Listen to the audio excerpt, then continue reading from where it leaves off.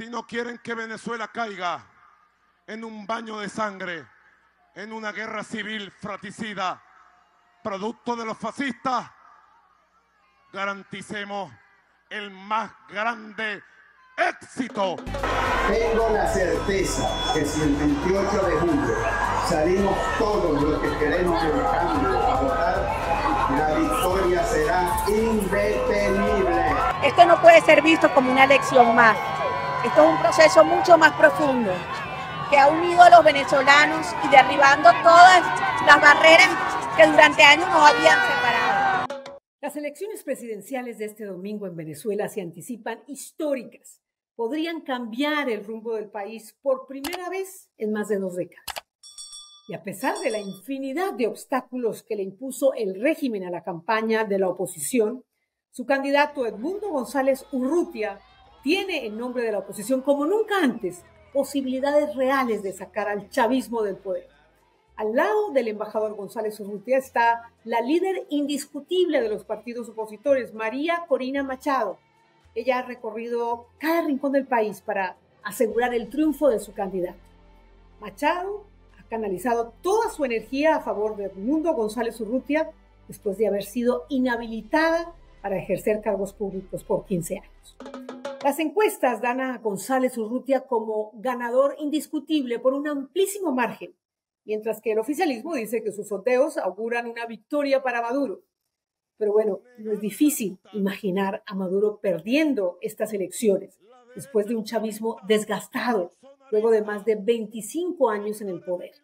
Solo basta con ver los millones de ciudadanos venezolanos intentando abrirse un nuevo futuro en algún lugar del mundo para entender lo que han dejado atrás.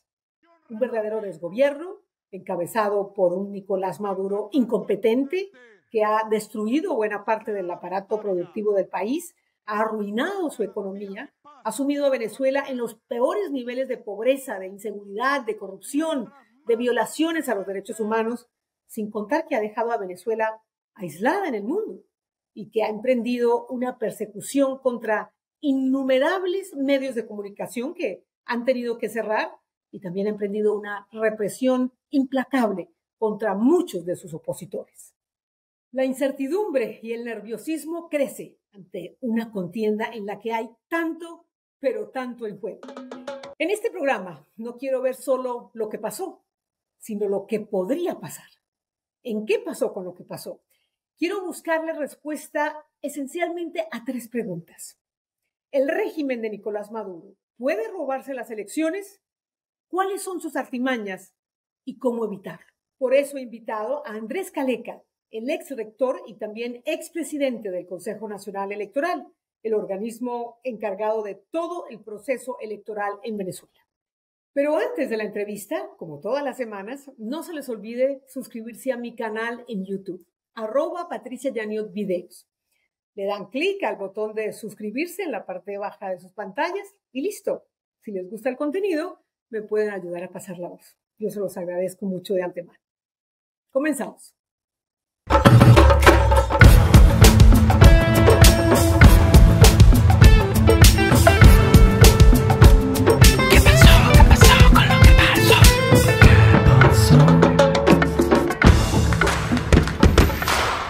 Quiero darle la bienvenida a ¿Qué pasó con lo que pasó? A un hombre que nos habla desde Venezuela, que conoce muy bien el sistema electoral de su país. Fue precandidato presidencial en estas elecciones, pero además fue presidente del Consejo Nacional Electoral, el organismo encargado no solamente del conteo, de la organización, de la supervisión del escrutinio de este domingo. Así que le doy la bienvenida al señor Andrés Caleca. Andrés, gracias por estar con nosotros.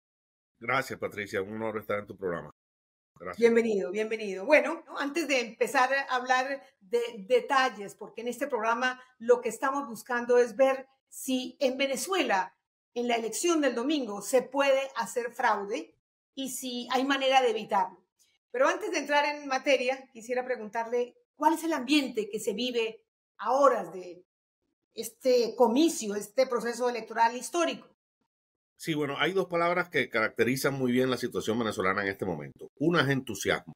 Se nota en el país un gran entusiasmo ante la posibilidad real de un cambio en Venezuela, de un cambio pacífico, además de la situación política venezolana, que pudiera conducir a una mejora de los niveles de vida y de calidad de vida de todos los ciudadanos. Esa es una cosa. Pero también hay otra palabra, incertidumbre. La situación también para los venezolanos es de absoluta incertidumbre sobre lo que puede pasar de aquí al domingo y lo que puede pasar el día domingo y los días posteriores.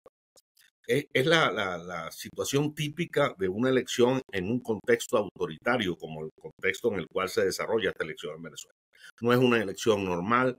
Yo lo he dicho en otras oportunidades, no es una fiesta electoral, es una confrontación electoral contra un régimen autoritario.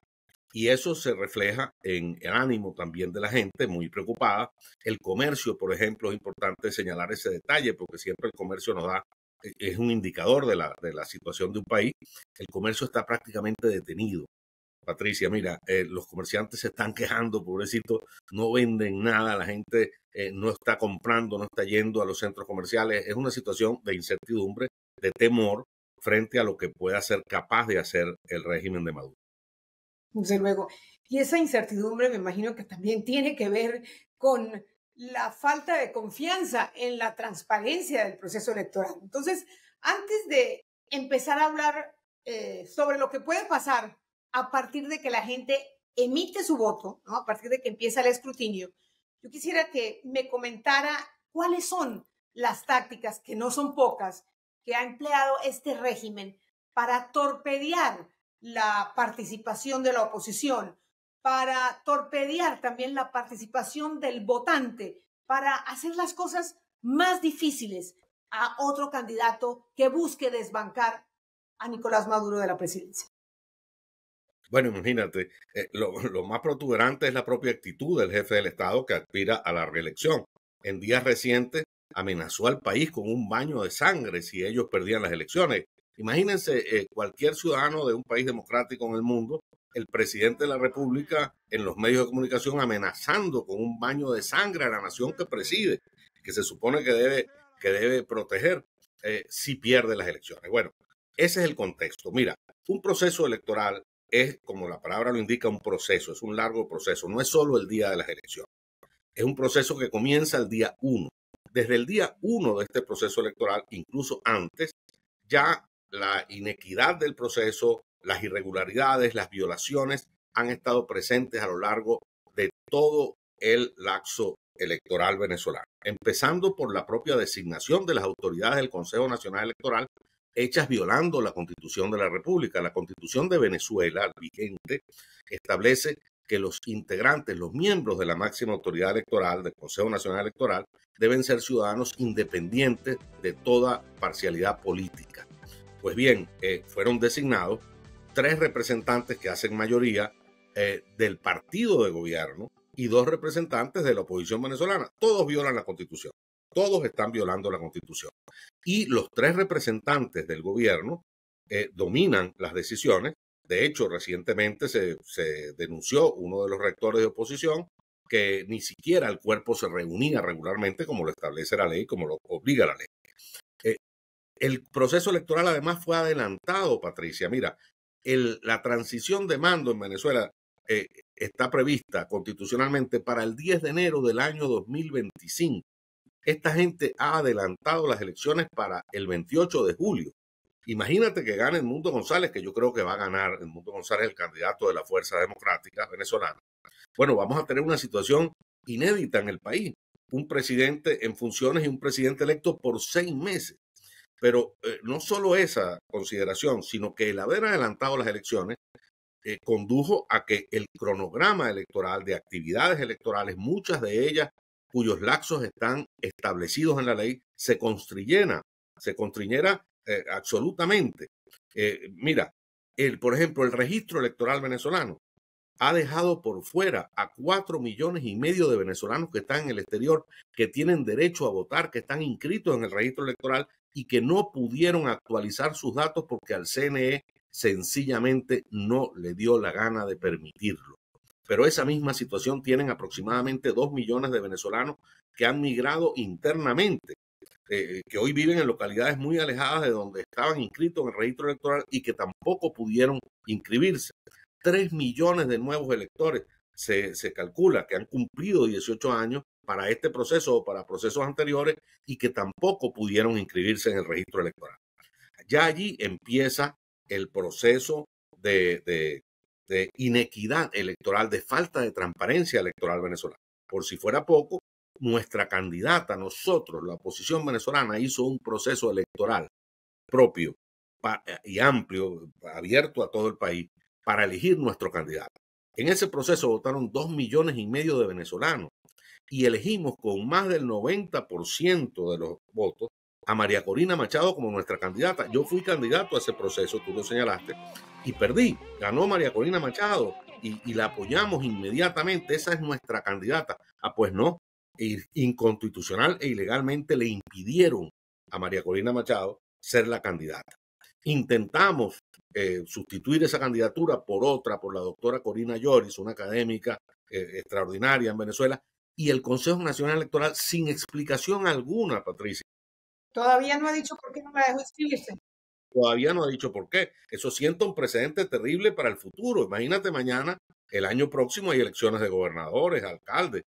Bueno, mañana me lanzo yo candidato a alcalde y la CNE le da la gana y no puedo ser candidato a alcalde. Bueno, es absurdo lo que está pasando en Venezuela. Es un proceso fraudulento a lo largo de todo el cronograma electoral. Claro, se han tomado todas las medidas para entorpecer la participación de la oposición. Y si ya el electorado, los venezolanos, han visto todas estas trampas previas a la elección, ¿qué les hace pensar que la trampa no seguirá después de que se emita el voto?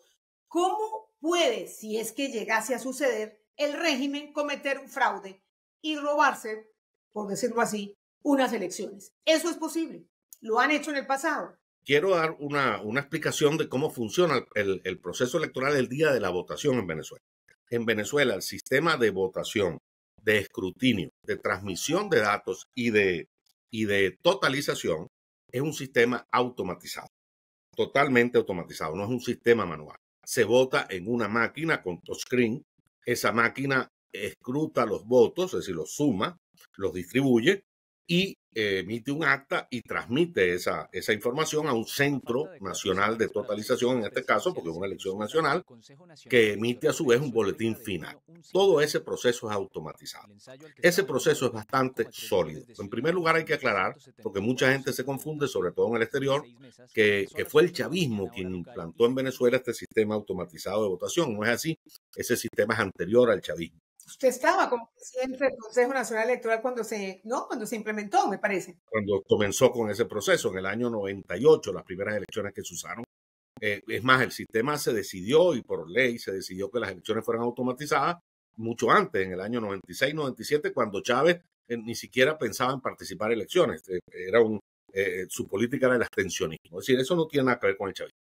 Ese sistema ha sido utilizado desde hace 27 años en decenas de elecciones. En todas esas elecciones, el sistema se audita antes, durante y después de cada proceso electoral. En esas auditorías, por supuesto, participa el CNE, que las dirige, pero participan todos los partidos, incluyendo la oposición. Participan en muchas fases de esas auditorías, por ejemplo, los observadores internacionales. En esta oportunidad tenemos pocos, pero viene el Centro Carter, como se sabe. Está una misión de verificación de las Naciones Unidas, vienen observadores de muchas partes del mundo, además de las ONG de observación electoral venezolana.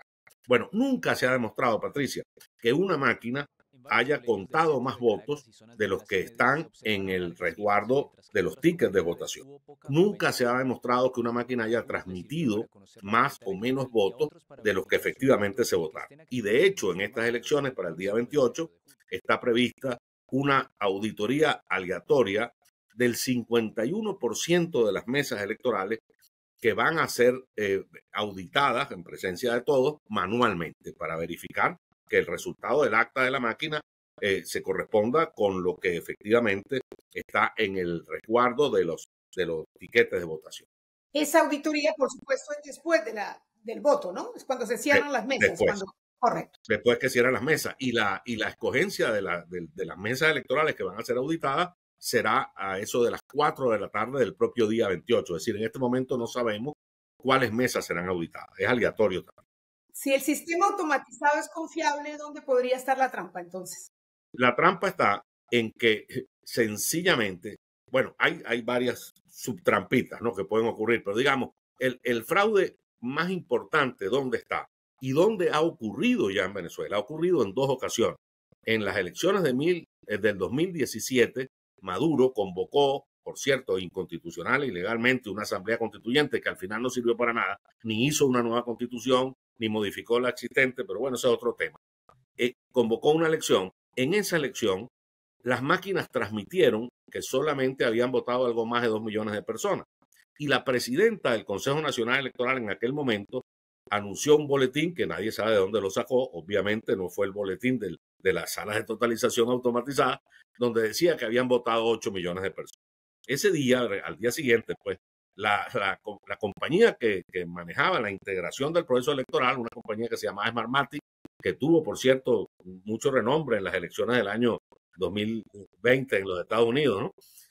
Esa compañía se fue espantada de Venezuela. Se fue, le deben aquí 160 millones de dólares, los tipos no lo cobraron. No, yo me voy de aquí.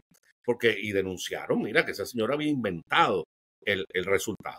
Y recientemente, Patricia, hubo en Venezuela también un invento de Maduro, se sacó de la chistera un referéndum consultivo sobre el problema del Esequibo en Venezuela.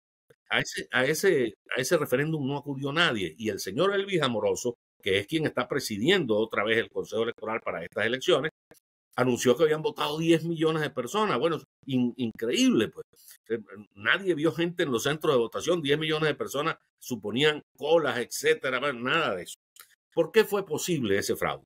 Porque la oposición no estaba participando en los procesos y en consecuencia no tenía testigos en las mesas electorales y nadie sabía qué es lo que la máquina había contado, porque mira, al final del proceso la máquina cierra el proceso electoral, etcétera, el director de mesa le da el comando de cerrar la votación y se produce un acta. Y la máquina, antes de transmitir, incluso produce un acta que es revisada por los miembros de mesa, que son 3 en este proceso electoral, y por los testigos de cada candidato. Y bien, si todo el mundo está de acuerdo, firman el acta y entonces que la máquina transmite. La seguridad de este proceso está en que nosotros, la oposición venezolana, los ciudadanos venezolanos, porque esa seguridad también vale para el chavismo, por supuesto, cada quien tenga copia del acta en la mano. Que la fuerza política que sea pueda perfectamente verificar que lo que va a leer el presidente del Consejo Nacional Electoral se corresponde con las copias de las actas que tenemos en la mano. Por eso es que es tan grave lo que está pasando en este momento, y aprovecho tu programa para denunciarlo. La oposición venezolana ha cubierto al día de hoy, o cubrió, ya no hay manera de cubrir más, el 98% del padrón electoral con sus testigos. A pesar de una cantidad de trampitas que pusieron y limitaciones, logramos cubrir el 98% de las mesas. Pero si en ese 2%, digamos que pensemos en el mejor escenario, que acrediten a todos estos representantes de la oposición en todas las mesas, en ese 2% donde no van a tener representación, ¿qué hace el gobierno cuando cierran las urnas? ¿Mete más votos? ¿Votan los muertos? En fin, el fraude allí, ¿cómo se manifiesta? ¿Dónde pudiera manifestarse? Mira, la posibilidad de meter más votos en el sistema automatizado es difícil. Hay 2 cosas que puede hacer si por cierto, tuviese la circunstancia de que no hay testigos, pero que además los miembros de mesa fuesen todos chavistas, ¿no? O sea, los miembros de mesa fueron seleccionados al azar. Se supone que los miembros de mesa no son todos del chavismo. Debiera haber miembros de mesa de la oposición también allí, o simpatizantes de la oposición. Pero bueno, supongamos que se da el caso de una mesa que los 3 miembros de mesa son chavistas, que no hay nadie de la oposición allí. ¿Qué puede ocurrir? Puede ocurrir varias cosas. La primera, desactivar la máquina. Desactivar la máquina para proceder de acuerdo al reglamento. Si la máquina no funciona y no puede ser sustituida, se procede a la votación manual. Si se procede a la votación manual, allí por supuesto pudieran empezar a votar por los que no votaron en el centro electoral. porque por la vía automatizada no pueden hacerlo porque la máquina se activa con la huella de cada elector. Pero en el sistema manual ya eso no existe, pues ese filtro no existe. Eso pudiera ser un tema. Pero lo que más nos preocupa realmente es que donde no hay testigos de la oposición y donde los miembros de mesa no saben muy bien cómo frenar esta situación, es lo que ha sido una práctica del chavismo en procesos anteriores, que es lo que se llama el voto asistido. Y lo explico rápidamente. Todo ciudadano tiene derecho a votar, independientemente de que, por ejemplo, tenga una discapacidad que le impida acceder al proceso automatizado, como por ejemplo, imagínate un ciego que no puede ver la pantalla, no puede saber en el touchscreen dónde va a tocar. Ese elector no pierde, por su discapacidad, no pierde el derecho a votar. Él tiene el derecho y la mesa electoral tiene la obligación de garantizarle el derecho de que alguien lo asista para votar, alguien de su confianza. Así dice el reglamento. Puede ser un hermano, puede ser un familiar, un amigo, o incluso puede pedirle a un miembro de mesa que lo ayude a votar. Bueno, el chavismo ha utilizado esta rendija para multiplicar el caso de los votos asistidos más allá de la discapacidad de una persona o no. De hecho, en este momento siguen amenazando el chavismo, autoridades, sobre todo amenazando a los pobres empleados públicos venezolanos, de que tienen, por ejemplo, que tomarle foto a su voto y mandárselo a su jefe porque si no lo botan del trabajo, o que los van a acompañar a votar.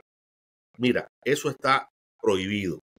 Una persona solo puede asistir a un votante, ningún otro, a lo largo de todo el proceso electoral. Es decir, no puede haber un lazarillo ahí en la puerta asistiendo gente, como han hecho en otros procesos. Estamos muy atentos a eso, porque esa es una manera de inducir el voto, de hacer perder el secreto del voto, y eso no se puede permitir. Los miembros de mesa, allí donde no hay testigos, tienen que estar muy atentos a esto, y los testigos, por supuesto, donde están también. Pero es tan pequeño el margen, fíjate, estamos hablando que hemos cubierto el 98% del padrón. Bueno, hay que ver el domingo qué pasa, si todos esos testigos logran entrar, están allí o no, pero suponte que entren. Nosotros tenemos una gran confianza en este proceso, Patricia, porque todas las encuestas serias que se han hecho en Venezuela establecen que hay una diferencia de más de 30 puntos a este momento entre el candidato Edmundo González a su favor y el candidato del continuismo Nicolás Maduro. La diferencia es tan grande que tendrían que hacer un fraude monumental. Por supuesto que lo pueden hacer, pero eso es un golpe de Estado. Van a dar un autogolpe en Venezuela. ¿Tienen poder para eso? A lo mejor sí, lo darán. Bueno, la lucha democrática seguirá, por supuesto, por otras vías, por otros caminos.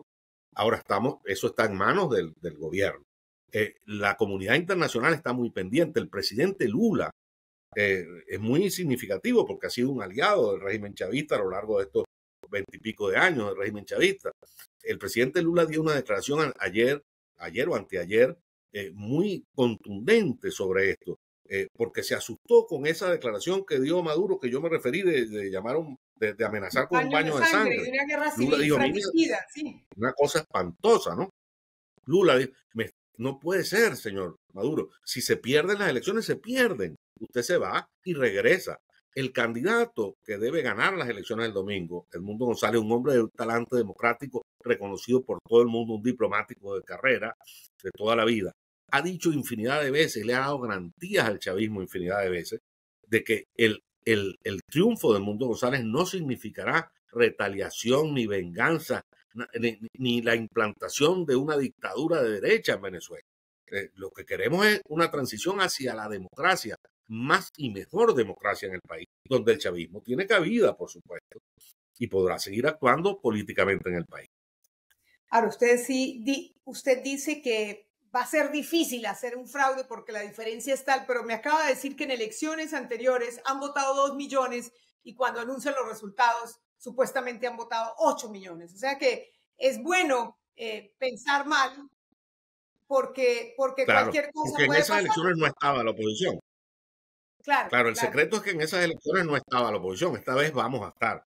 ¿Y cuál es el proceso para acreditar a los testigos? ¿Se tienen que hacer presente? Porque, bueno, también hay maniobras para dificultar ese proceso, como hemos visto, las maniobras para dificultar que la gente se inscriba, que tenga un centro de votación cercano porque se lo cambian, en fin, que la gente en el exterior no pueda votar. El proceso suponía la primera fase hubo una serie de limitaciones. Pusieron unas restricciones adicionales a las que la ley establece para ser testigo. Por ejemplo, la ley dice claramente que para ser testigo sencillamente tienes que estar inscrito en el registro electoral y saber leer y escribir. Bueno, esta gente inventó un reglamento a última hora, hace 3 semanas, diciendo que además de esos requisitos de ley, el testigo tenía que votar en el centro electoral en el cual estaba ubicada la mesa donde él votaba y donde iba a ser testigo. Fíjate tú, complicando el tema, ¿no? Tratando de bajar el número de testigos de la oposición. Sin embargo, repito, logramos acreditar el 98% de los testigos. ¿Cuál es el proceso? Los partidos de oposición, que son los que están habilitados para acreditar testigos, son 3: la Mesa de Unidad Democrática, Un Nuevo Tiempo y el Movimiento por Venezuela.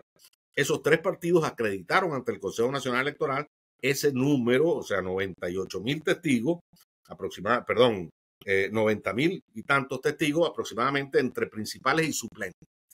Bien, pero el sistema automatizado, el testigo se supone que ya está acreditado en el CNE. ¿Cuál es el siguiente paso?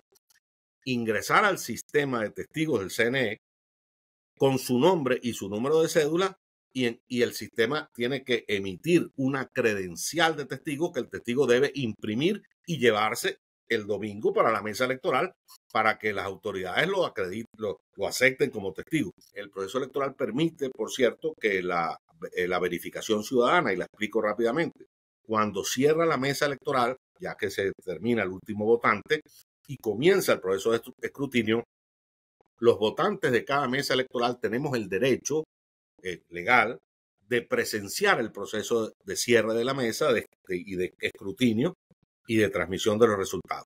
Pues la única limitación, por supuesto, es el espacio físico, ¿no? Porque imagínate una mesa donde hayan votado 1.000 personas, no podemos estar allí las 1.000 viendo el proceso, no cabemos en el aula de clase donde se está contando, etc. Pero eso tenemos que ejercerlo, tengamos testigos o no. Si no tenemos testigos, más que nunca, tenemos que ir al final del proceso, 150 de los votantes de cada mesa a verificar lo que están haciendo allí y tratar por todos los medios de tomarle foto al acta que emita la máquina. Porque el problema es que al quedarnos sin acta y sin poder verificar y hacer una especie de totalización paralela, estamos a merced de que el señor Amoroso diga cualquier cosa, como la que dijo en el referéndum, ¿no? Y que acabamos bueno, mañana sale Amoroso diciendo que ganó Maduro con 8 millones de votos y la oposición sacó 1 millón. Y si nosotros no tenemos copia de las actas en la mano o alguna verificación ciudadana, no tendremos cómo reclamar ese gigantesco fraude, aunque el país entero sabrá que hubo un fraude, por supuesto. Pero una cosa es la sensación de que hay un fraude y otra cosa es poder tener en las manos las pruebas de ello. Ahora, una vez cerrado el escrutinio, ¿qué facilidad tiene el ciudadano promedio, los testigos de mesa, los dirigentes de los partidos para verificar los resultados en cada mesa? ¿Qué tan diligente ha sido el CNE publicando los resultados en cada mesa en un sistema automatizado que debería el público acceder a estos resultados?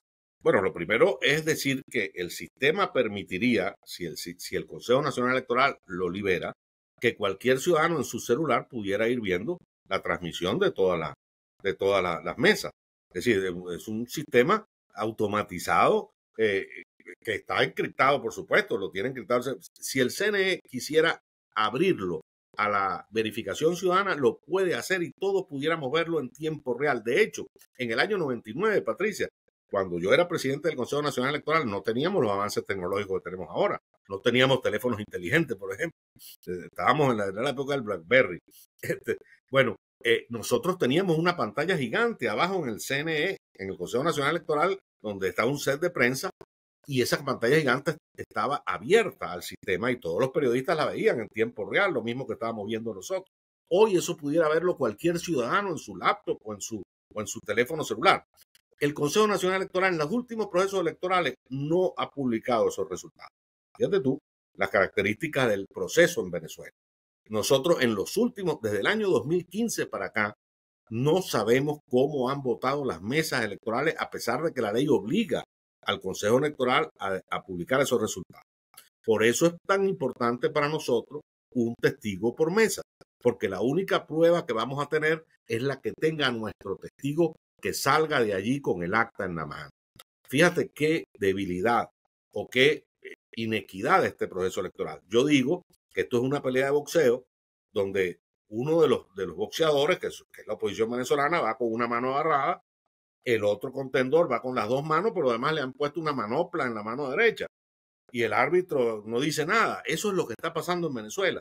Ahora, a pesar de eso, el país ha decidido votar, confrontar al gobierno en elecciones, entre otras cosas porque no tenemos otra posibilidad, Patricia. Los demócratas venezolanos, primero, no queremos violencia, pero además no podemos provocarla ni que quisiéramos. Las armas de la República, todas las instituciones, todos los recursos están en manos del chavismo. Nuestra única manera es derrotarlo electoral, pacífica y constitucionalmente. Y allí vamos, en condiciones difíciles, como dice María Corina Machado, cada obstáculo superando, cada obstáculo los hemos ido superando. Fíjate que nuestro candidato, Edmundo González, nunca pensamos que Edmundo González pudiera ser candidato, ni él mismo lo tenía en mente. Bueno, no pudo ser María Corina, vamos con otro. No pudo ser Corina Johnny, vamos con otro. Iremos sorteando cada obstáculo y vamos a derrotar a Maduro. Ahora, Maduro podrá sencillamente darse un golpe de Estado. Bueno, ahí veremos. Ya para terminar, ¿hay posibilidad de un hackeo del sistema automatizado? Mira, los técnicos, yo soy un lego en esta materia, ¿no? Sé muy poco del tema de informática y eso. Pero los técnicos de este mundo informático saben que esa posibilidad existe y siempre la cuidan. Por eso son las auditorías tan cuidadosas. Mira, el sistema hasta este momento ha tenido ya 19 auditorías y siguen auditorías en marcha. Mira, a los bancos los hackean. Yo no sé a qué nivel está en este momento el nivel de robo virtual, electrónico en la banca mundial, pero son unos cuantos miles de millones de dólares en el mundo. Sin embargo, la masa de operaciones que se hacen con claridad y con transparencia y sin problema es mucho mayor que lo que ocurrían en los bancos cuando los sistemas no estaban automatizados. El sistema es mucho más seguro que un sistema manual, pero por supuesto tiene la posibilidad de ser hackeado, ¿no? Eso no hay duda. Posibilidad mínima, en Venezuela nunca se ha demostrado que haya sido hackeado y por eso son las auditorías permanentes. ¿Cuál debería ser la recomendación, Andrés, para la población el día después? Porque podemos anticipar muchos escenarios como, ¿no?, que pasen 2, 3 días y no se anuncie un resultado, que el ganador sea Edmundo González, que el ganador sea, el que anuncien el ganador como ganador sea Nicolás Maduro, en fin, que haya disturbios o que la gente esté totalmente a la expectativa, ¿no?, esperando una decisión final, en fin. ¿Cuál deberían ser las recomendaciones para la población una vez haya regresado a su casa después de emitir su voto? Bueno, lo primero que yo diría es calma y cordura. Calma y cordura a toda la población. Confianza en la dirigencia opositora. Nuestro candidato, repito, es un hombre con un talante democrático, con una seriedad, con una tranquilidad extraordinaria. Tuvimos la suerte que a pesar de todos los inconvenientes, al final el candidato ideal para una transición y para un momento como este es Edmundo González. Tengamos confianza en los dirigentes de la oposición y las decisiones que ellos irán tomando en función de cada posible escenario. Nosotros, el camino de la violencia no es un camino en el cual nosotros podamos obtener otra cosa que no sea muerte. El chavismo lo ha demostrado cuando los jóvenes venezolanos salieron en el año 2014, cuando el país salió en el año 2017, demostraron su capacidad represora a unos niveles extraordinarios. No se pararon en nada. Una masacre de jóvenes en este país y están dispuestos a hacerlo de nuevo. De hecho, esa es la amenaza permanente del presidente de la República, del propio presidente de la República, un baño de sangre y tal. No caigamos en sus provocaciones, con paciencia, con calma. Vamos a seguir las orientaciones de la dirigencia política del país, particularmente de nuestro candidato, Edmundo González, y yo aspiro honestamente que el chavismo, y les pido sinceramente al chavismo, donde hay sectores que no son violentos también, hay sectores con un talante más democrático que otros en el chavismo, que no lleven al país a una nueva situación de violencia. Hay la posibilidad de resolver el diferendo político venezolano en paz, en tranquilidad. La oposición venezolana ha superado también una cantidad de políticas erradas, a mi juicio, en el pasado, el abstencionismo, etcétera, y se ha concentrado en el respeto de la Constitución y las leyes. Bueno, juguemos este juego en fair play, lo mejor posible. ¿Y la recomendación para los votantes el domingo? Los votantes del domingo, mire, tenemos el derecho de verificar nuestro voto. Hay dos recomendaciones. Primero, en relación a los testigos. Primero, usted vote, por supuesto. La primera recomendación, votemos, todos. Como el Consejo Nacional Electoral todavía está cambiando los centros de votación de los votantes en una especie de gerrymandering gigantesco, la primera recomendación es, incluso antes de salir de su casa a votar, entre a la página del CNE y verifique cuál es el centro electoral donde usted tiene que votar, para que no llegue al centro electoral y resulta que no aparece en ninguna lista. El día anterior todavía hay que revisarse todos los días dónde estoy votando. Segundo, nosotros no podemos, antes uno iba, votaba, se iba para su casa y se olvidaba del tema, se ponía a cocinar, etcétera, reunía y esperaba la noche. Nosotros tenemos allí un testigo que es nuestro delegado. Por todo lo que he explicado, fíjate la importancia de ese testigo. Ese testigo no lo podemos dejar allí solo. Ese testigo llega ahí a las 5:30 de la mañana y a lo mejor va a estar allí hasta las 12 de la noche. A ese testigo hay que acompañarlo. ¿Cómo? Hay que llevarle comida, a ese testigo hay que llevarle un termo de café, a ese testigo hay que llevarle agua, porque si no, no va a poder cumplir su función. Entonces, los vecinos alrededor de los centros electorales, los comanditos, como se han organizado a lo largo de toda esta campaña, pendientes de nuestros testigos durante todo el día, que no los saquen del centro electoral, que no los agredan, pendientes de apoyarlos en caso de necesidad, contactados con ellos. Y al final del proceso, a las 5 o 6 de la tarde, a las 6, dice el Consejo Electoral que deben cerrar las mesas, si es verdad que lo van a cerrar a esa hora porque tienen la potestad de alargar el proceso. Al final del proceso, un grupo organizado de vecinos que han votado en cada mesa acompañar a los testigos al proceso de cierre de la mesa electoral y de escrutinio y garantizar que cada testigo salga con el acta firmada oficial en la mano. Ese es el secreto que nos permitirá impedir cualquier fraude en Venezuela. Andrés Caleca, gracias por acompañarnos con esta explicación tan didáctica, especialmente para nuestra audiencia regional. Y bueno, deseándoles toda la suerte, que sea un proceso que se viva en paz y lo mismo, que se esperen los resultados en paz y que se den los resultados del que verdaderamente ganó. Por supuesto. Correcto. Que es lo que desea. Gracias, Patricia. Un honor estar en tu programa. Gracias. Muchas gracias. Yo solo tengo la gran esperanza, el enorme deseo de compartir con el mundo este domingo la gran noticia de una derrota anunciada y muy deseada por la mayoría de los venezolanos y millones de ciudadanos en el mundo. Ojalá que podamos saber sin demoras, con transparencia y en paz, que Venezuela tiene un nuevo presidente y que el regreso de la democracia, de la justicia, de la libertad y el progreso es algo que los venezolanos pueden comenzar a abrazar. Yo desde aquí les envío un abrazo inmenso para esa Venezuela que añora un verdadero cambio y que pide a gritos prosperidad. Gracias por su compañía.